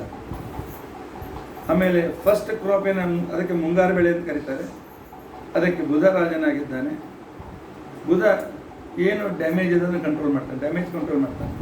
ಸೂರ್ಯನಿಂದಾದ ಡ್ಯಾಮೇಜನ್ನು ಬುಧ ಕಂಟ್ರೋಲ್ ಮಾಡಿ ಜನರಿಗೆ ಎಷ್ಟು ಬೇಕು ಅಷ್ಟು ಆಹಾರ, ಧಾನ್ಯ ಇತ್ಯಾದಿಗಳು ಸಿಗುವಂತೆ ಮಾಡ್ತಾನೆ. ಧನಧಾನ್ಯಗಳು ಸಮೃದ್ಧಿ ಆಗ್ತದೆ. ಆನಂತರ ರಾಜರಲ್ಲಿ ವೈರ ಇದ್ದರೂ ಕೂಡ ಯುದ್ಧ ಮಾಡಿದಷ್ಟು ಮುಂದೆ ಹೋಗದಂತ ಒಂದು ತಡಿತಾನೆ ಅವರನ್ನು. ಮತ್ತು ಇಷ್ಟು ಬುಧನಿಂದ ಕಂಟ್ರೋಲ್, ಡ್ಯಾಮೇಜ್ ಕಂಟ್ರೋಲ್ ಆಗ್ತದೆ. ಆನಂತರ ನೆಕ್ಸ್ಟ್ ಕ್ರಾಪಿಗೂ ಕೂಡ ರವಿ. ಆದ್ದರಿಂದಾಗಿ ನೆಕ್ಸ್ಟ್ ಕ್ರಾಪ್ ಚೆನ್ನಾಗಿ ಬರೋದಿಲ್ಲ. ಫಸ್ಟ್ ಕ್ರಾಪ್ ಚೆನ್ನಾಗಿ ಬರ್ತದೆ, ಮುಂಗಾರು ಚೆನ್ನಾಗಿರ್ತದೆ, ಹಿಂಗಾರು ಚೆನ್ನಾಗಿರೋದಿಲ್ಲ. ಧಾನ್ಯಕ್ಕೆ ಅಧಿಪತಿ ಮಂಗಳ. ಅವನು ಕೆಂಪು ಮತ್ತು ಹಳದಿ ಧಾನ್ಯಗಳಿಗೆ ಸಮೃದ್ಧಿಯನ್ನು ಕೊಡ್ತಕ್ಕಂಥ ವ್ಯಕ್ತಿ. ಆದ್ದರಿಂದಾಗಿ ಈ ವರ್ಷ ತೊಗರಿಬೇಳೆ, ಕಡಲೆಬೇಳೆ, ಆನಂತರ ಹೆಸರು ಬೇಳೆ, ಬೇಳೆಗಳ ಪದಾರ್ಥಗಳೆಲ್ಲ ಬೆಲೆ ಕಡಿಮೆ ಆಗ್ತದೆ. ಅದ್ರ ಮೇಲೆ ಅವನು ಕಂಟ್ರೋಲ್ ಮಾಡ್ತಾನೆ. ಎಲ್ಲಿ ಕೆಂಪು ಭೂಮಿ ಇದೆ ಅಲ್ಲಿ ಬೆಳೆ ಚೆನ್ನಾಗಿ ಬರ್ತದೆ. ರೈತರು ಅಂಥ ಮಣ್ಣಿನಲ್ಲಿ ಹೆಚ್ಚಿಗೆ ಬೆಳೆಯನ್ನು ತರಿಸುವುದಕ್ಕೋಸ್ಕರ ಪ್ರಯತ್ನ ಮಾಡಬೇಕು. ಮೋಡಗಳಿಗೆ ಅಧಿಪತಿ ರವಿ. ಆದ್ದರಿಂದಾಗಿ ಕೆಲವು ಕಡೆಯಲ್ಲಿ ಅನಾವೃಷ್ಟಿ, ಕೆಲವು ಕಡೆಗೆ ಅತಿವೃಷ್ಟಿ, ಈ ರೀತಿಯಾಗಿರ್ತಕ್ಕಂಥ ಅನಾನುಕೂಲತೆ ಉಂಟಾಗ್ತದೆ. ರಸಕ್ಕೆ ಅಧಿಪತಿ ಶುಕ್ರ. ರಸ ಅಂತಂದರೆ ನಮ್ಮಲ್ಲಿ ಉಪ್ಪನ್ನು ರಸ ಅಂತ ಹಿಡಿದಿದ್ದಾರೆ. ಆನಂತರ ಲಿಡ್ಡನ್ನು ರಸ ಅಂತ ಹಿಡಿದಿದ್ದಾರೆ. ಬಂಗಾರವನ್ನು ರಸ ಅಂತ ಹಿಡಿದಿದ್ದಾರೆ. ಬೆಳ್ಳಿಯನ್ನು ರಸ ಅಂತ ಹಿಡಿದಿದ್ದಾರೆ. ಅಂದರೆ ಯಾವುದನ್ನು ನಾವು ಕರಗಿಸಿ ಅನೇಕ ರೀತಿಯಾದ ವಿಭಾಗ ಮಾಡಬಹುದು ಅಂದುಕೊಂಡಂತೇನಿದೆ. ಆನಂತರ ಕಂಚು ರಸ, ಹಿತ್ತಾಳೆ ರಸ, ಇವೆಲ್ಲ ಮೆಟಲ್ಸ್ಗಳೇನಿವೆ ಈ ವರ್ಷ ಬೆಲೆ ಕಡಿಮೆ, ಅದರಿಂದ ಬಂಗಾರ ತೆಗೆದುಕೊಳ್ಳಲು ಪ್ಲ್ಯಾನ್ ಮಾಡ್ಬೋದು. ಉಶನಾ ರಸನಾಯಕೋ ಯದಿ ಬಹುಕೋಶೇಯ ಗವಾದಿಕ. ಈ ವರ್ಷ ಆಕಳುಗಳಿಗೆ ಬಹಳ ಒಳ್ಳೆಯ ಸಮಯ ಇದೆ, ಗೋ ಸಮೃದ್ಧಿ ಹೆಚ್ಚಾಗ್ತದೆ. ಈ ವರ್ಷ ಬೇಕಾದರೆ ನೀವು ರೇಷ್ಮೆ ಬಟ್ಟೆ ಕೊಂಡುಕೊಳ್ಳುವ ಪ್ಲ್ಯಾನ್ ಮಾಡ್ಬೋದು. ಯಾಕೆಂದರೆ ಶುಕ್ರ ರಸಾಧಿಪತಿ ಆದಾಗ ರೇಷ್ಮೆ ಹುಳ ಹೆಚ್ಚಿಗೆ ಪ್ರಾಡಕ್ಟ್ ಮಾಡ್ತವೆ, ಆದ್ದರಿಂದಾಗಿ ಮಾರ್ಕೆಟ್ನಲ್ಲಿ ಬೇಕಾದಷ್ಟು ಸಪ್ಲೈ ಆಗ್ತದೆ. ನೀರಸಕ್ಕೆ ಅಧಿಪತಿ ಬುಧ. ನೀರಸ ಅಂತಿಕೊಂಡಂತಂದರೆ ರತ್ನ, ಮುತ್ತು, ಹವಳ ಇವುಗಳಿಗೆ ನೀರಸ ಅಂತಿಕೊಂಡಂತೇಳಿ ನಾವು ಕರೀತಾರೆ. ಆನಂತರ ಕೆಲವು ಈ ಜೋಳ, ಮಿಲೆಟ್ ಧಾನ್ಯಗಳು ಇವು ನೀರಸ ಅಂತಿಕೊಂಡಂತ ಕರೀತಾರೆ. ಯಾಕೆ ನೀರು ಕಡಿಮೆ ಬೇಕಾಗ್ತದೆ. ಇವುಗಳು ಸಾಕಷ್ಟು ಅಭಿವೃದ್ಧಿ ಆಗ್ತದೆ, ಅವುಗಳನ್ನು ಸ್ವೀಕಾರ ಮಾಡಲಿಕ್ಕೆ ಅಡ್ಡಿಯಿಲ್ಲ. ಇನ್ನು ಪಂಚಾಂಗ ಶ್ರವಣ ಅಂತಂದ್ರೆ ಏನು? ಪಂಚಾಂಗ ಶ್ರವಣ ಅಂತಂದರೆ ದಿನದ 5 ಅಂಗಗಳನ್ನು ದಿನಾಲು ಸ್ಮರಿಸಬೇಕು. ನಮ್ಮ ದಿನದ 5 ಅಂಗಗಳನ್ನು ಪರಮಾತ್ಮ ನಮಗೆ ಅನುಕೂಲಕರವಾಗಲಿ ಉಪಕಾರವಾಗಲಿ ಅಂತ ಹೇಳಿ ವಿಭಾಗ ಮಾಡಿದ್ದಾನೆ. ಅವನು ಯಾವ ರೀತಿಯಿಂದ ವಿಭಾಗ ಮಾಡಿದ್ದಾನೆ ಅಂತಂದರೆ, ಒಂದು ದಿನಕ್ಕೆ ವಾರದ ಹೆಸರನ್ನು ಕೊಟ್ಟಿದ್ದಾನೆ. ಒಂದೊಂದು ದಿನಕ್ಕೆ ಒಬ್ಬೊಬ್ಬ ಗ್ರಹಗಳನ್ನು ಇಟ್ಟಿದ್ದಾನೆ. ಈ ದಿನಕ್ಕೆ ರವಿ, ಈ ದಿನಕ್ಕೆ ಚಂದ್ರ, ಈ ದಿನಕ್ಕೆ ಗುರು, ಮಂಗಳ, ಬುಧ. ಅವ್ರೇನು ಮಾಡ್ತಾರೆ ಅಂತಂದರೆ ತಮ್ಮ ವಾರದಲ್ಲಿ ನಮ್ಮ ಮೇಲೆ ಒಳ್ಳೆಯ ಸಂಪತ್ತಿ ಸಿಗುವ ಹಾಗೆ ಮಾಡ್ತಾರೆ. ಅದಕ್ಕೋಸ್ಕರ ಅವರನ್ನು ನೇಮಕರನ್ನು ಇಟ್ಟಿದ್ದಾನೆ. ಆ ನಂತರ ತಿಥಿಗಳನ್ನು ಪ್ರತಿಪದ ದ್ವಿತೀಯ ಒಂದೊಂದಕ್ಕೆ ಒಬ್ಬ ದೇವತೆಗಳನ್ನು ನೇಮಕರನ್ನು ಮಾಡಿದ್ದಾನೆ. ಆ ತಿಥಿ ನಿಯಾಮಕರು ಅಂತಿಕೊಂಡಂತೇನಿದ್ದಾರೆ ಅವರನ್ನು ದೈವಿ ಸಂಪತ್ತಿ ಕೊಡ್ತಾರೆ. ವಾರದ ಅಧಿಪತಿಗಳು ಆಯುಷ್ಯವನ್ನು ಕೊಡ್ತಾರೆ. ಆ ನಂತರ ತಿಥಿ, ವಾರ, ಆಮೇಲೆ ನಕ್ಷತ್ರ. ನಕ್ಷತ್ರ ದೇವತೆಗಳು ನಮ್ಮ ಪಾಪಗಳನ್ನು ದೂರ ಮಾಡ್ತಾರೆ. ಅವರನ್ನು ಇಟ್ಟಿದ್ದಾನೆ ಪರಮಾತ್ಮ. ಅಂದ್ರೇನು, ಸಂಪತ್ತಿನೂ ಸಿಗಬೇಕು, ಆಯುಷ್ಯ ಅಭಿವೃದ್ಧಿ ಆಗಬೇಕು, ಆ ನಂತರ ಪಾಪ ದೂರ ಆಗಬೇಕು, ಆ ನಂತರ ಇವತ್ತು ನಾವು ಹಿಡ್ಕೊಂಡ ಕೆಲಸ ಸಿದ್ಧಿ ಆಗಬೇಕು. ಅದಕ್ಕೋಸ್ಕರ ಆ ಸಿದ್ಧಿಯನ್ನು ಮಾಡ್ತಕ್ಕಂಥ ಕರ್ಣ ದೇವತೆಗಳನ್ನು ಪರಮಾತ್ಮ ಇಟ್ಟಿದ್ದಾನೆ. ನಮ್ಮ ರೋಗಗಳು ದೂರ ಆಗಬೇಕು, ಅದಕ್ಕೆ ಯೋಗ ದೇವತೆಗಳನ್ನು ಇಟ್ಟಿದ್ದಾನೆ. ನಮ್ಮಲ್ಲಿ 7 ನಕ್ಷತ್ರಗಳಿವೆ. ಆ ನಂತರ 16 ತಿಥಿಗಳಿವೆ. ಅಂದರೆ 14 ಪೌರ್ಣಿಮಾ, ಅಮಾವಾಸ್ಯೆ 16. ಪ್ರತಿಪದ ಚತುರ್ಥಿ, ಶುಕ್ಲ ಪಕ್ಷ ಚತುರ್ಥಿ ಸೇಮ್. ಆ ನಂತರ 27 ನಕ್ಷತ್ರಗಳಿವೆ, 7 ವಾರಗಳಿವೆ, 7 ವಾರ ಅಧಿಪತಿಗಳಿದ್ದಾರೆ. ಆ ನಂತರ 16 ಮತ್ತು 16 ಯೋಗ ಮತ್ತು ಕರ್ಣಗಳಿವೆ. ಇವರನ್ನು ಸ್ಮರಣೆ ಮಾಡಿದರೆ ನಮಗೆ ಈ ದಿನಕ್ಕೆ 5 ನಾವು ಕಂಟ್ರೋಲ್ ಮಾಡ್ಬೋದು. ಅದಕ್ಕೋಸ್ಕರ ಹೇಳ್ತಾರೆ ತಿಥೇಶ್ಚ ಶ್ರಿಯಂ ಆಪ್ನೋತಿ.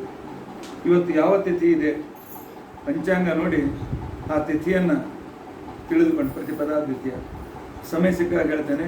ಪ್ರತಿಪದಕ್ಕೆ ಯಾರ ದೇವತೆ, ದ್ವಿತೀಯಕ್ಕೆ ಯಾರ ದೇವತೆ, ತೃತೀಯಕ್ಕೆ ಯಾರ ದೇವತೆ, ಅದನ್ನು ಕೂಡ ಜ್ಯೋತಿಷ್ಶಾಸ್ತ್ರ ನಮಗೆ ಹೇಳಿದೆ.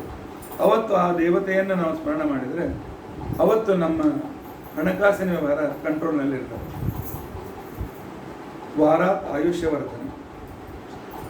ಇವತ್ತು ಯಾವ ವಾರ ಇದೆ, ಸೂರ್ಯ, ಮಂಗಳ, ಅವತ್ತಿನ ದಿವಸ ಅವರನ್ನು ಸ್ಮರಣೆ ಮಾಡಿದರೆ ನಮ್ಮ ಆಯುಷ್ಯದ ಅಭಿವೃದ್ಧಿ ಆಗ್ತದೆ.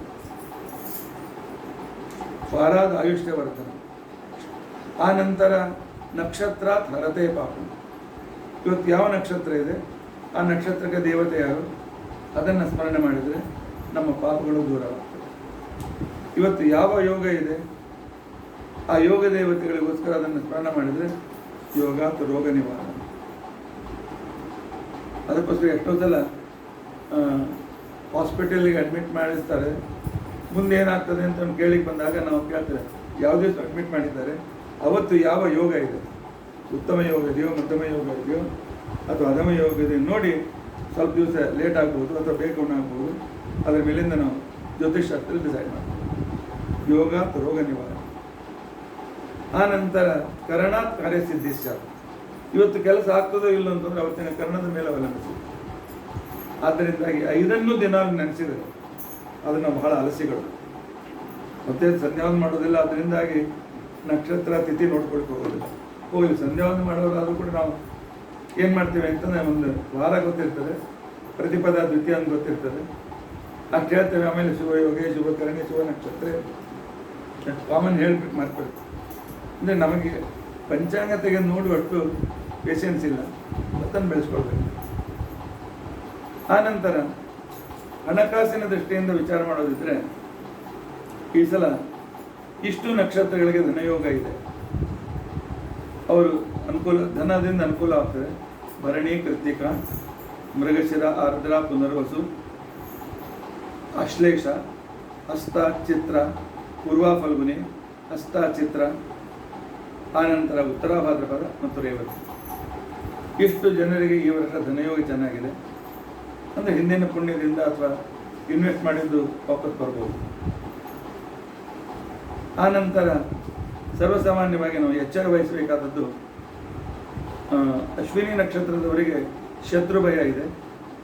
ಅದರಿಂದಾಗಿ ನರಸಿಂಹದೇವರ ಮತ್ತು ಅಥವಾ ಹನುಮಂತೇವರ ಸ್ಮರಣೆ ಮಾಡಿ. ಭರಣಿ ಪರವಾಗಿಲ್ಲ, ಕೃತ್ತಿಕಾ ಪರವಾಗಿಲ್ಲ. ರೋಹಿಣಿ ನಕ್ಷತ್ರದವರಿಗೆ ಶತ್ರು ಭಯನೂ ಇದೆ, ಸ್ವಲ್ಪ ರೋಗಗಳು ಉಂಟಾಗುವ ಸಂದರ್ಭವೂ ಇದೆ. ಆದ್ದರಿಂದ ರೋಹಿಣಿ ನಕ್ಷತ್ರದವರು ಸ್ವಲ್ಪ ಎಚ್ಚರ ಇದೆ, ದೇವರ ಸ್ಮರಣೆ ಮಾಡ್ತಾ ಇದೆ. ಮೃಗಶಿರ ನಕ್ಷತ್ರ ಪರವಾಗಿಲ್ಲ, ಆರ್ದ್ರ ಪರವಾಗಿಲ್ಲ. ಪುನರ್ವಸು ನಕ್ಷತ್ರದವರಿಗೆ ಸ್ವಲ್ಪ ಶತ್ರು ಭಯ ಇದೆ. ಪುಷ್ಯ ನಕ್ಷತ್ರದವರಿಗೆ ಧನದ ಅನಾನುಕೂಲತೆ ಉಂಟದೆ, ಅಂತಿಕೊಂಡಂಥದ್ದೇ ಇಲ್ಲ. ರೋಗದ ಅನಾನುಕೂಲತೆ ಉಂಟಾಗಬಹುದು, ಆರೋಗ್ಯ ಅಷ್ಟು ಚೆನ್ನಾಗಿರೋದಿಲ್ಲ. ಅಶ್ಲೇಷ ನಕ್ಷತ್ರದವರಿಗೆ ಧನಹಾನಿಯಾಗುವ ಸಂದರ್ಭ ಇದೆ. ಮಘ ನಕ್ಷತ್ರದವರಿಗೆ ಶತ್ರು ಭಯ ಇದೆ. ಉತ್ತರ ಹಸ್ತ ನಕ್ಷತ್ರದವರಿಗೆ ಶತ್ರು ಭಯ ಇದೆ.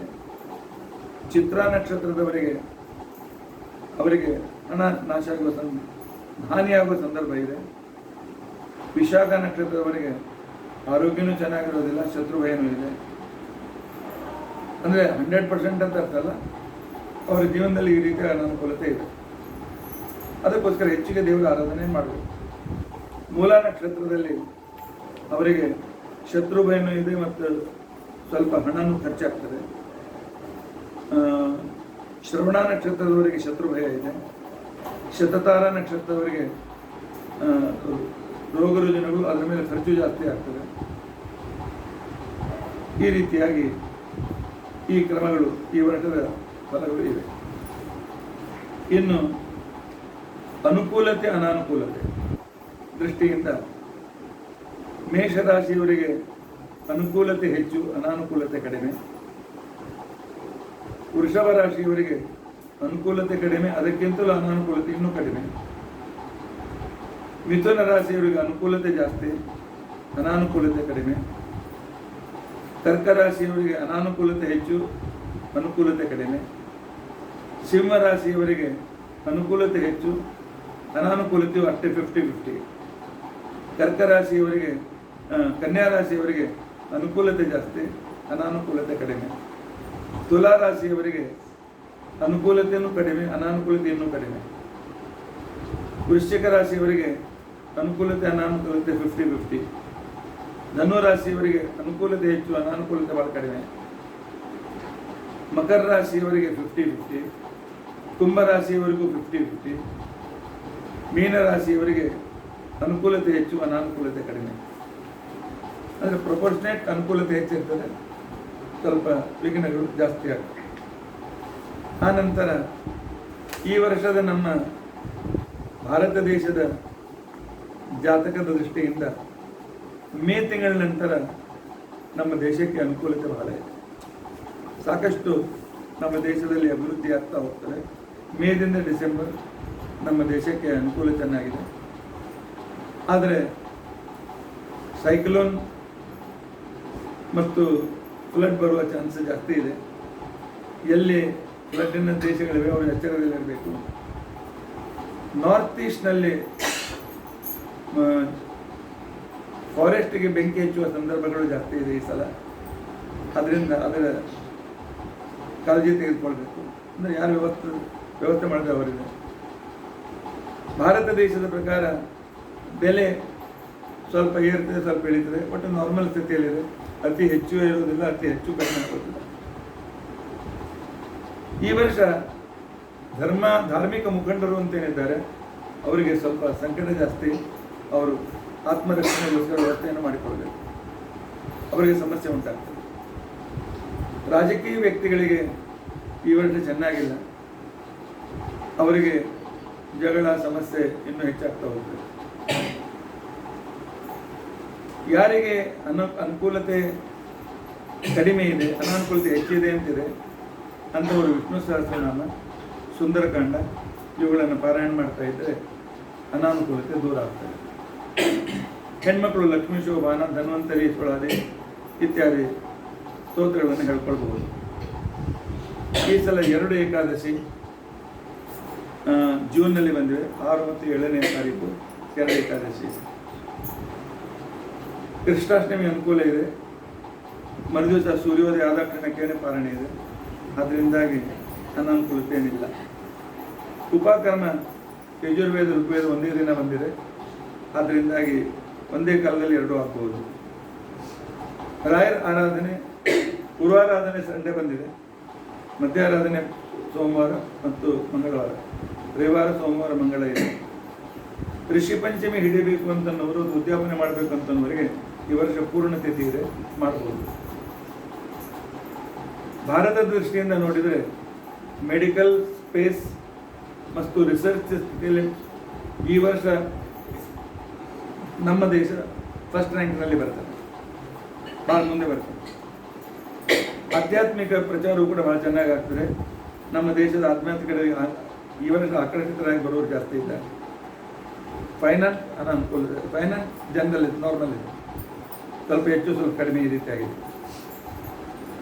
ವೇಳೆ ಬಹಳ ಆದ್ದರಿಂದಾಗಿ ಸಂಕ್ಷಿಪ್ತವಾಗಿ ಪ್ರತಿಯೊಂದು ರಾಶಿಯ ಸಂದರ್ಭ ನಾನು ಹೇಳ್ತೇನೆ.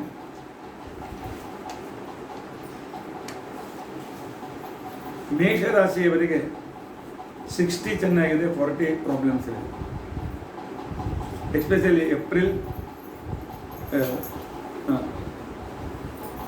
ಏಪ್ರಿಲ್ ಜುಲೈ ಇಲ್ಲ, ಏಪ್ರಿಲ್ ಆಗಸ್ಟ್ ಸೆಪ್ಟೆಂಬರ್ ಅಕ್ಟೋಬರ್ ಮತ್ತು ನೆಕ್ಸ್ಟ್ ಮಾರ್ಚ್, ಈ 5 ತಿಂಗಳು ಅವರು ಸ್ವಲ್ಪ ದೇವರ ಆರಾಧನೆ ಹೆಚ್ಚು ಮಾಡಬೇಕು. 5 ತಿಂಗಳಲ್ಲಿ ಅವ್ರಿಗೆ ಅನಾನುಕೂಲತೆ ಇದೆ. ಉಳಿದ 7 ತಿಂಗಳು ಚೆನ್ನಾಗಿದೆ. ವೃಷಭ ರಾಶಿಯವರಿಗೆ 50-50 ಇದೆ. ಅವರಿಗೆ August September October November December ಈ 6 ತಿಂಗಳು ಅಷ್ಟು ಚೆನ್ನಾಗಿಲ್ಲ. ಜನವರಿ ಅರ್ಧದವರೆಗೂ ಕೂಡ ಅಷ್ಟು ಚೆನ್ನಾಗಿಲ್ಲ. ಈ ಸಂದರ್ಭದಲ್ಲಿ ವೃಷಭ ರಾಶಿಯವರು ಭಗವಂತನ ಆರಾಧನೆ, ಸ್ತೋತ್ರ ಮಂತ್ರಗಳನ್ನು ತಪ್ಪದೇ ಮಾಡಬೇಕು. ಮಿಥುನ ರಾಶಿಯವರು 60-40 ಇದೆ. ಅವರಿಗೆ May, August, October, November, December ಸ್ವಲ್ಪ ಸುಮಾರಿದೆ. ಆ ಸಂದರ್ಭದಲ್ಲಿ ಸ್ವಲ್ಪ ಎಚ್ಚರ ಇದ್ದು ದೇವರ ಸ್ತೋತ್ರ ಮಂತ್ರ ಜಪ ಇತ್ಯಾದಿ ಹೆಚ್ಚಿಗೆ ಮಾಡಿಕೊಳ್ಬೇಕು. ಕರ್ಕ ರಾಶಿಯವರಿಗೆ ಭಾಳ ಚೆನ್ನಾಗಿದೆ. 80 ಚೆನ್ನಾಗಿದೆ, 20 ಸಾಮಾನ್ಯ ಇದೆ. ಅವರಿಗೆ ಜೂನ್ ಮತ್ತು ನವೆಂಬರ್ನಲ್ಲಿ ಸ್ವಲ್ಪ ಅನಾನುಕೂಲತೆ ಇದೆ. ಪೂರ್ತಿ ವರ್ಷದಲ್ಲಿ ಸರ್ವಸಾಮಾನ್ಯವಾಗಿ 90% ಚೆನ್ನಾಗಿದೆ. ಸಿಂಹರಾಶಿಯವರಿಗೆ 50-50 ಇದೆ. April, May, July, August, October ಮತ್ತು ನೆಕ್ಸ್ಟ್ ಮಾರ್ಚ್ ಅಷ್ಟು ಚೆನ್ನಾಗಿಲ್ಲ. ಅದರಿಂದಾಗಿ ಸಿಂಹರಾಶಿಯವರು ತಮ್ಮ ಜಪ ಇತ್ಯಾದಿ ಮಾಡಬೇಕು. ತಿಳಿದವರಿಗೆ ಕೇಳಿಕೊಂಡು ನಾವು ಏನು ಮಾಡಬೇಕು ಅಂತ ಅನ್ನೋದನ್ನು ತಿಳ್ಕೊಳ್ಬೇಕು. ಕನ್ಯಾ ರಾಶಿಯವರಿಗೆ 70-30 ಇದೆ. ಆಗಸ್ಟ್, ಸೆಪ್ಟೆಂಬರ್, ಅಕ್ಟೋಬರ್ 3 ತಿಂಗಳು ಬಿಟ್ಟರೆ ಉಳಿದ ವರ್ಷ ಅವ್ರಿಗೋಸ್ಕರ ಭಾಳ ಚೆನ್ನಾಗಿದೆ.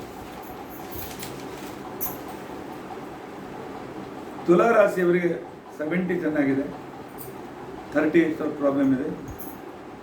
ಈಗ ಏಪ್ರಿಲ್ ಮೇ ಆ ನಂತರ ಆಗಸ್ಟ್ ಪ್ರಾಬ್ಲಮ್ ಇದೆ. ಉಳಿದ ಎಲ್ಲ ತಿಂಗಳು ಚೆನ್ನಾಗಿದೆ. ವೃಶ್ಚಿಕ ರಾಶಿಯವರಿಗೆ 50-50 ಇದೆ. ಅವರು May, June, August, October, November, March ಸ್ವಲ್ಪ ಎಚ್ಚರದಿಂದ ಇರಬೇಕು. ಧನು ರಾಶಿಯವರಿಗೆ ಭಾಳ ಚೆನ್ನಾಗಿದೆ. ಆಗಸ್ಟ್, ಸೆಪ್ಟೆಂಬರ್ ಮತ್ತು ಡಿಸೆಂಬರ್ 3 ತಿಂಗಳು ಅನಾನುಕೂಲ, ಉಳಿದ 7 ತಿಂಗಳು ಚೆನ್ನಾಗಿದೆ. ಮಕರ ರಾಶಿಯವರಿಗೆ 7.5 ಮುಗೀತದೆ. ಅದರಿಂದಾಗಿ 60% ಚೆನ್ನಾಗಿದೆ. ಆನಂತರ ಆಗಸ್ಟ್, ಅಕ್ಟೋಬರ್, ನವೆಂಬರ್ ಅಷ್ಟು ಚೆನ್ನಾಗಿಲ್ಲ ಅವರಿಗೆ. ಕುಂಭರಾಶಿಗೆ 7.5 ಇದೆ. ಆದರೆ ಶನಿ ಅವರಿಗೆ ಬಹಳ ಅನುಕೂಲ ಇದ್ದಾನೆ. 80% ಚೆನ್ನಾಗಿ ಮಾಡ್ತಾನೆ ಕುಂಭರಾಶಿಯವರಿಗೆ. ಆದರೆ ಅವರು ಜುಲೈ, ಆಗಸ್ಟ್, ಸೆಪ್ಟೆಂಬರ್ನಲ್ಲಿ ಸ್ವಲ್ಪ ಎಚ್ಚರದಿಂದ ಇರಬೇಕು. ಮೀನರಾಶಿಯವರಿಗೂ ಕೂಡ 80% ಚೆನ್ನಾಗಿದೆ ಅಂತ ಅನ್ಬೇಕು. ಆಗಸ್ಟ್, ಸೆಪ್ಟೆಂಬರ್, ಅಕ್ಟೋಬರ್ 3 ತಿಂಗಳು ಬಿಟ್ಟರೆ ಉಳಿದು ಅನುಕೂಲತೆ ಇದೆ. ಮುಂದಿನ ಮಾರ್ಚ್ ಕೂಡ ಸರಿ ಇಲ್ಲ. ಇದು ಇನ್ನು ವೈಯಕ್ತಿಕವಾಗಿ ತಿಳಿದವರನ್ನು ಭೇಟಿಯಾಗಿ ಈ ವರ್ಷ ನಮಗೆ ಹೇಗಿದೆ, ಯಾವ ತಿಂಗಳಲ್ಲಿ ನಾವು ಏನು ಮಾಡಬೇಕು ಅಂತ ಅನ್ನೋದನ್ನು ಒಂದ್ಸಲ ಹೋಗಿ ಅವ್ರ ಹತ್ರ ಕುತ್ಕೊಂಡು ಕೇಳಿದ್ರೆ ಡೀಟೇಲ್ ಆಗಿ ನಾವು ತಿಳಿದುಕೊಳ್ಳಲಿಕ್ಕೆ ಸಾಧ್ಯವಾಗ್ತದೆ. ಇದರ ಜೊತೆಯಲ್ಲಿ ಒಂದು ವೈಶಿಷ್ಟ್ಯ ಏನು ಅಂತಂದರೆ ಪರಮಾತ್ಮ ಎಲ್ಲ ಗ್ರಹಗಳಿಗೂ ಸ್ವಾಮಿ. ಆದ್ದರಿಂದಾಗಿ ಯಾವ ಗ್ರಹ ನಮಗೆ ಚೆನ್ನಾಗಿಲ್ಲ. ಈಗ ನಾನು ಪ್ರತಿಯೊಂದು ಡೀಟೇಲ್ ಹೇಳಬೇಕಂದ್ರೆ ಈ ತಿಂಗಳು ಇಂಥ ಇದು ಇದೆ, ಇಂಥ ರೀತಿ ಇದೆ, ಅದರಿಂದ ಹೇಗಾಗ್ತದೆ ಅಂತ ಅನ್ನೋದನ್ನು ವೈಯಕ್ತಿಕವಾಗಿ ಕೇಳಿ ತಿಳ್ಕೊಳ್ಬೇಕು. ಪರಮಾತ್ಮ ಎಲ್ಲ ಗ್ರಹಗಳಿಗೂ ಸ್ವಾಮಿ. ಅವನಿಗೆ ಪ್ರಾರ್ಥನೆ ಮಾಡ್ತಾ ಇದ್ದರೆ ಪರಮಾತ್ಮ ಸಕಲ ಗ್ರಹ ಬಲ ನೀನೆ ಸರಸಿಜಾಕ್ಷ, ಎಲ್ಲ ಗ್ರಹಗಳಿಗೆ ಅವನೇ ಸ್ವಾಮಿ. ಆದ್ದರಿಂದಾಗಿ ಕಂಟ್ರೋಲ್ ಮಾಡ್ತಾನೆ. ಆ ಗ್ರಹಗಳು ಹೇಳ್ತಾನೆ, ನನ್ನ ಭಕ್ತರಿದ್ದಾರೆ, ಇವರನ್ನು ನಿನ್ನ ಕ್ಲಚ್ನಿಂದ ಹೊರಗಿಟ್ಬಿಡು, ಅನನುಕೂಲ ಮಾಡಬೇಡ. ಹಾಗಾದರೆ ಗ್ರಹಗಳು ನಮಗೆ ಪೀಡೆ ಕೊಡ್ತಾರೆ? ಗ್ರಹಗಳು ಪೀಡೆ ಕೊಡೋದಿಲ್ಲ. ಅವರಿಗೆ ಪರಮಾತ್ಮ ಹತ್ಯೆ ಮಾಡಿದ್ದಾನೆ. ಅವರು ಕರ್ಮಾನುಸಾರವಾಗಿ ನೀವು ಹೊರಗೆ ಫಲ ಕೊಡಿ ಅಂತ ಹೇಳ್ತಾನೆ. ನಮ್ಮ ಅನಾನುಕೂಲತೆಗೆ ನಮ್ಮ ಹಿಂದಿನ ಕರ್ಮವೇ ಕಾರಣ, ಯಾವ ಗ್ರಹಗಳು ಕಾರಣ. ನಮಗೆ ಬಂದಿರತಕ್ಕಂಥ ಸಮಸ್ಯೆಗಳಿಗೆ ನಾವು ಮಾಡಿದ ತಪ್ಪು ಕೆಲಸಗಳೇ ಕಾರಣಗಳು. ನಮ್ಮ ಉನ್ನತಿಗೆ ನಾವು ಮಾಡಿದ ಒಳ್ಳೆಯ ಕೆಲಸಗಳೇ ಕಾರಣಗಳು. ಆದರೆ ಹಾಗಾದರೆ ನಮ್ಮ ದೈವದ ಪ್ರಕಾರ ನಮ್ಗೆ ಸಿಗ್ತಿದ್ರೆ ದೇವರೇ ಆಗಬೇಕು ಅಂತ ತಿಳ್ಕೊಂಡಂತೆ ಇಲ್ಲ. ದೇವರ ಆರಾಧನೆ ಮಾಡೋದ್ರಿಂದ ದೇವರೇನು ಮಾಡ್ತಾನೆ ಅಂತಂದರೆ, ದೇವರ ಅನಸ್ತೇಶಿಯ ಇದ್ದಾಗೆ ಬಂದ ಕಷ್ಟ ನಮಗೆ ಅದರ ಪೀಡೆ ಆಗಿದಂತೆ ನೋಡ್ಕೊಳ್ತಾನೆ. ಬೇರೆ ಒಳ್ಳೆ ದಾರಿ ತೋರಿಸ್ತಾನೆ, ಕಷ್ಟ ಬರ್ತದೆ, ಹೊರಟೋಗ್ಬಿಡ್ತದೆ. ಮತ್ತೆ ನಾವು ಎದ್ದು ನಿಂತ್ಕೊಳ್ತೇವೆ, ನಾವು ಮತ್ತೆ ಕೆಳಗೆ ಬೀಳೋದಿಲ್ಲ. ಮತ್ತೆ ಹೊಸ ರೀತಿಯಿಂದ ಮುಂದೆ ದೇವರ ಅನುಗ್ರಹದಿಂದ ಹೊಸ ರೀತಿಯಿಂದ ನಮ್ಮ ಜೀವನದಲ್ಲಿ ಮುಂದೆ ಬರಲಿಕ್ಕೆ ಅನುಕೂಲವಾಗ್ತದೆ. ಪರಮಾತ್ಮ ಅನುಗ್ರಹ ಮಾಡಿ ಅವನು ಅವಿಜ್ಞಾತ ತಕ ಅವ್ಯಕ್ತ ಬಂದು ನಮ್ಮ ಯೋಗಕ್ಷೇಮ ನೋಡ್ಕೊಳ್ತಾನೆ. ಆದ್ದರಿಂದಾಗಿ ಇವತ್ತು ಇಲ್ಲಿ ಬಂದವರಿಗಂತೂ ಮಾತ್ರ ಈ ವರ್ಷ ಭಾಳ ಚೆನ್ನಾಗಿದೆ. ಯಾಕೆಂದರೆ ಇವತ್ತು ಪಂಚಾಂಗ ಕೇಳಿದ್ದೀರಿ.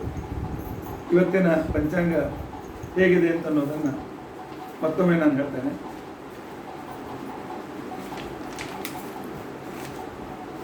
ವಿಶ್ವಾವಸುನಾಮ ಸಂವತ್ಸರ, ಉತ್ತರಾಯಣ, ವಸಂತ ಋತು. ಈ ಮಾಸಕ್ಕೆ ನಿಯಾಮಕ ಪದ್ಮಿ ಅನ್ನುವ ಮಹಾಲಕ್ಷ್ಮಿ, ವಿಷ್ಣುವಿನ ಪತ್ನಿ. ವಿಷ್ಣು ಮತ್ತು ಪತ್ನಿ ಇವರು ಈ ಮಾಸಕ್ಕೆ ಸ್ವಾಮಿಗಳಾಗಿದ್ದಾರೆ. ಚೈತ್ರ ಮಾಸ ಶುಕ್ಲ ಪಕ್ಷ, ಇವತ್ತು ಪ್ರತಿಪದ ರವಿವಾರ. ನಕ್ಷತ್ರ ರೇವತಿ ನಕ್ಷತ್ರ ಇದೆ. ಯೋಗ ಐಂದ್ರ ಇದೆ. ಕರಣ ಭವ ಇದೆ. ಈ ರೀತಿಯಾಗಿ ವಾರ ನಕ್ಷತ್ರಗಳ ವಿವರಣೆ ಈ ರೀತಿಯಾಗಿದೆ. ದಿನಾಲು ಬೆಳಗ್ಗೆ ಎದ್ದು ಪಂಚಾಂಗ ನೋಡಿ ಅವತ್ತಿನ ಪ್ರಾಬ್ಲಮ್ ತಾನಾಗಿ ದೂರ. ಆ ನಕ್ಷತ್ರ ದೇವರ ಹೊರ ನಕ್ಷತ್ರ ದೇವತೆಗಳನ್ನು ಪ್ರಾರ್ಥಿಸಿ ಪರಮಾತ್ಮ ಅನುಗ್ರಹ ಮಾಡ್ತಾನೆ. ಮುಖ್ಯವಾಗಿ ಶ್ರೀಮದಾಚಾರ್ಯ ಹೇಳದಂತೆ ಹರಿಸರ್ವೋತ್ತಮ, ವಾಯು ಜೀವೋತ್ತಮ ಈ ಸಿದ್ಧಾಂತವನ್ನು ಬೆಳೆದೆ ಎಲ್ಲ ದೇವತೆಗಳನ್ನು ಆದರಣೀಯರು ತಿಳಿದುಕೊಂಡು ಅವರ ಅನುಗ್ರಹವನ್ನು ಪಡೆಯಲಿಕ್ಕೆ ಪ್ರಯತ್ನಿಸೋಣ. ಇತಿ ಅದ್ಯ ಕಥಾಪ್ರಸಕ್ತಿ. ಹರೇ ರಾಮ ರಾಮ ರಾಮ ಹರೇ ಹರೇ, ಹರೇ ಕೃಷ್ಣ ಕೃಷ್ಣ ಕೃಷ್ಣ ಹರೇ ಹರೇ. ಉಗ್ರಂ ವೀರಂ ಮಹಾವಿಷ್ಣು ಜ್ವಲಂತಂ ಸರ್ವತೋಮುಖಂ ನೃಸಿಂಹಂ ಭೀಷಣಂ ಭದ್ರಂ ಮೃತ್ಯುಂ ನಮಾಮ್ಯಹಂ. ಅಚ್ಯುತಾನಂತ ಗೋವಿಂದ ಸ್ಮೃತಿಮಾತ್ರಾರ್ತಿನಾಚನ ರೋಗಾನ್ಮೇನಾಶಯಾಶೇಷ ಆಶು ಧನ್ವಂತರೇ ಹರೇ. ಅಕ್ಷಯಂ ಕರ್ಮಯಸ್ಮಿನ್ ಪರೇ ಸ್ವರ್ಪಿತಂ ಪ್ರಕ್ಷಯಂ ಯಾಂತಿ ದುಃಖಾನಿ ಅನ್ನಾಮತಃ. ಅಕ್ಷರೋ ಯೋಜಕ ಸರ್ವದೈವಾಮೃತ ಕುಕ್ಷಿಗಮ್ಯಸ್ಯ ವಿಶ್ವಂ ಸದಾಚಾರಿಕಂ ಪ್ರೀಣಯಾಮೋ ವಾಸುದೇವಂ ದೇವತಾಮಂಡಲ ಸಂಗಮನ. ಶ್ರೀಕೃಷ್ಣಾರ್ಪಣಮಸ್ತು. ಶ್ರೀಕೃಷ್ಣಾರ್ಪಣ.